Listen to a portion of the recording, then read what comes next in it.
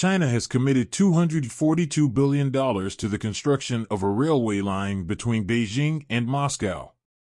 The planned construction of a high-speed rail connection between Moscow and Beijing by China and Russia is something that might have significant effects on the global supply chain. The proposed route would cover thousands of kilometers.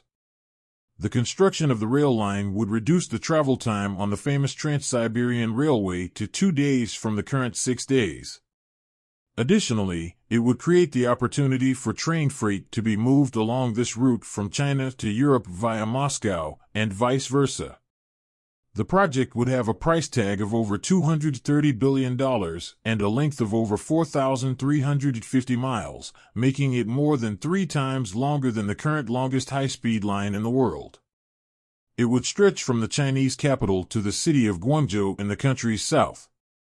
Moscow and Beijing's political relationship has roots dating back to the Soviet era, and they often vote together on the United Nations Security Council. The railway would be a powerful physical symbol of the ties that bind Moscow and Beijing. Earlier this week, during Premier Li Keqiang's visit to Moscow, the two nations signed a memorandum of understanding.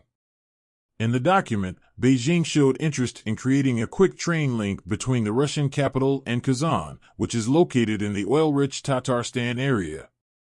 The line that would travel 803 kilometers would be the initial leg of the journey to Beijing.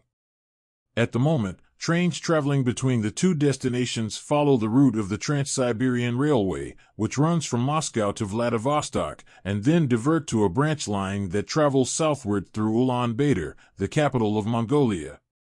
CCTV said that there are still 2 runs per week for the direct passenger trains that run between Beijing and Moscow. These trains first began operating in 1954. If the funds are raised successfully, the line can be completed in 5 years at the earliest, said Wang Mengshu, an expert in tunnels and railways at the Chinese Academy of Engineering. If the money is raised quietly.